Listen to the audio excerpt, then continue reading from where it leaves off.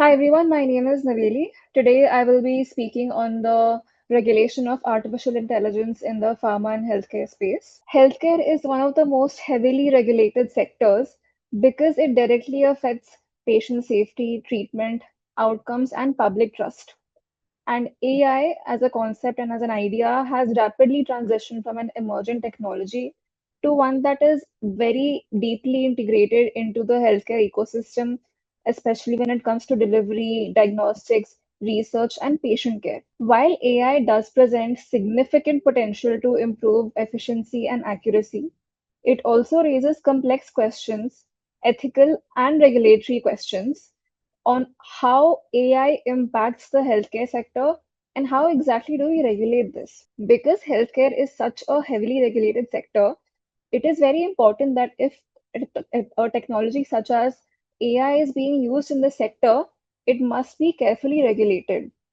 So today we will be delving into that. Like I said, healthcare is different from other industries because of various factors, including the concerns for privacy, the data quality, given that in a country such as India, where population sets are so diverse, it is very hard to train an AI model on such diverse volumes of data sets, and also expect there would be no bias or any discrimination. So that is another very important thing that developers need to focus on. Another thing would be physician preparedness, because currently AI is intended to support clinical judgment, not replace it. Healthcare professionals in India need to have a sufficient understanding of how AI systems would work to support them and also identify potential errors, because at the end of the day, human oversight remains a key regulatory expectation. Moving on to India's regulation framework for healthcare in AI. The primary thing being the Drugs and Cosmetics Act and the medical rules, because currently India does not have a standalone AI legislation for use in healthcare and pharma. Therefore, it is governed through a combination of sectoral laws. The primary one being the Drugs and Cosmetics Act and the medical device rules issued under the Drugs and Cosmetics Act. It is especially relevant where AI functions or forms part of a medical device, such as AI-enabled software for diagnostics. The medical device rules do recognize a term such as software as a medical device, or SAMD, which falls within the regulatory oversight of the Central Drugs Standard Control Authority. However, the medical device rules are yet to officially recognize AI separately as its use in a medical device, be it supporting or be it on its own individually. The medical device rules, of course, focus on the safety, quality, and performance of the regulated device. But then again, the lack of recognition, the lack of active recognition of AI within the medical device rules does raise questions as to whether AI as a tool is it possible for the AI tool to only be a supporting device to an already existing device, or provide a supporting function? Or is it actually permitted to act as a medical device on its own? And if so, how will that be regulated? Those questions are still remain very prevalent, and those are some things I will be delving onto later in this presentation. The second one being telemedicine guidelines.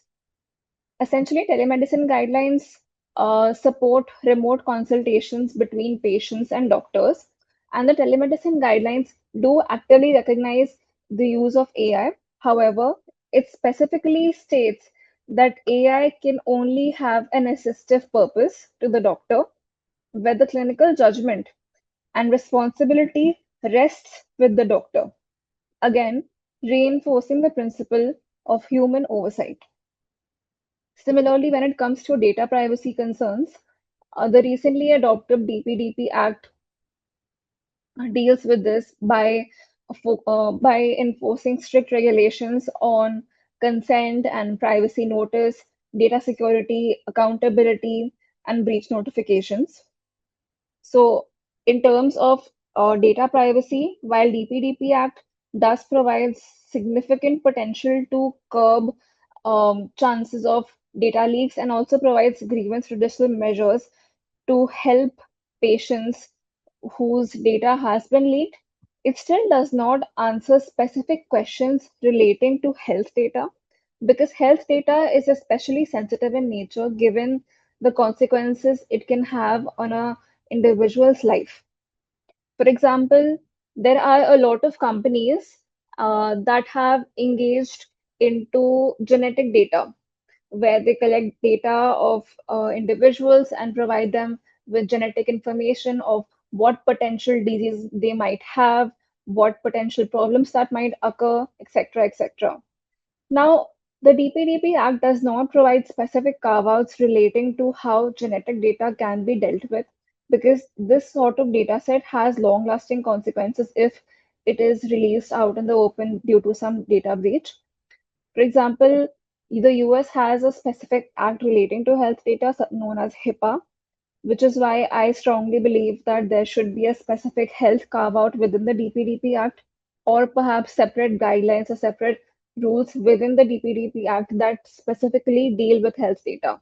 Coming on to ICMR, ICMR is the regulatory body governing biomedical research across healthcare fields in India, and it also has issued guidelines for artificial intelligence use in biomedical research and healthcare. The core principles of these guidelines include safety, transparency, accountability, and fairness. However, it does not deal with clinical application of AI to patients. It remains strictly applicable to research. Lastly, coming on to the Consumer Protection Act, it becomes specifically relevant where AI-enabled healthcare products or services can cause harm to the patients or users using them. And it raises questions around product liability and deficiency of service, misleading representations, and in such cases, who is liable? But as we are talking about the regulation of AI in India, another important point that comes into play is SAHI, which is the strategy for AI in healthcare in India. Now, SAHI is India's first comprehensive policy blueprint for responsible AI adoption in the healthcare sector. It came out early this year itself, and it has been developed by Niti Aayog. Please note that this is not a legislation and it does not create any binding obligations. However, it sort of provides a roadmap that identifies the governance, institutional, and policy measures that can be adopted for responsible AI usage in the healthcare space. Now, what SAHI seeks to do is to accelerate AI adoption in the healthcare space in India and ensure that AI is deployed safely and ethically. And it does that through five pillars, which is pillar of governance and trust, pillar of health data and digital infrastructure. Then comes the workforce and institutional capacity, which aims at building AI literacy among healthcare professionals. Pillar four being research and innovation, which encourages indigenous innovation in India and promotes clinical validation through evidence generation. And the last pillar being the ecosystem enablement and global leadership, which essentially aims to foster collaboration between the government, the industry, and the academia to encourage and foster innovation. These pillars collectively, through the SAHI policy, aim to position India as a leader in responsible healthcare AI. So SAHI essentially signals India's long-term policy direction towards the use of AI in healthcare. However, while this policy is in place, it does not create any binding obligations and it does not provide clear guidance on how AI in the healthcare space should be regulated when it comes to clinical usage. Now, this becomes one of our primary regulatory challenges. The primary issue becomes that India does not have a targeted regulation for the use of AI in the healthcare space. So, if an AI device or an AI tool performs the functions of diagnosis, treatment, prevention, and mitigation of any disease or disorder, it will qualify as a medical device as per the Medical Device Rules 2017. However, There is still no regulation on how, if such situation happens, how will such devices, AI-enabled devices that on its own perform such functions, should be regulated in the long run. Because AI devices and AI services are ever evolving. They feed on its own data sets and it can evolve to become better.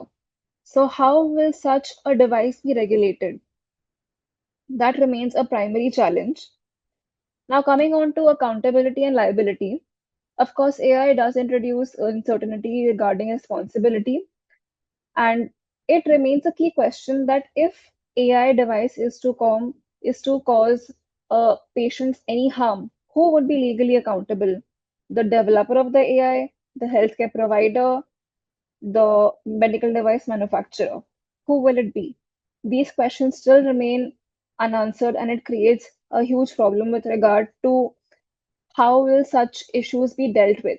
This again reinforces the importance of maintaining human oversight when it comes to AI-enabled devices. Data privacy and governance always remain a key concern when it comes to AI in any field, especially in the healthcare sector, as I mentioned previously.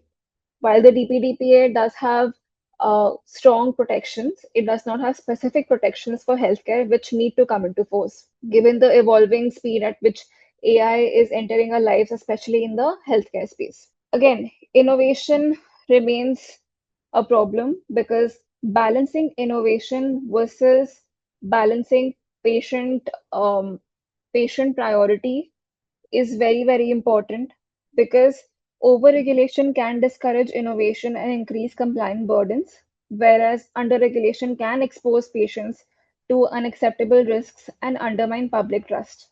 The objective when it comes to regulation formation for AI in healthcare should be to develop risk-based and proportionate regulations that support innovation while maintaining safety. As you may see, these challenges are all closely interconnected, and addressing them requires regulators to balance technological innovation with public safety and public trust. Looking ahead, AI is one part of a much broader technological transformation in the healthcare space, and it is very important that the regulations in the healthcare space also are constantly evolving to keep up with these innovations so that patients are provided with the most advanced form of healthcare that does not compromise their safety or their privacy.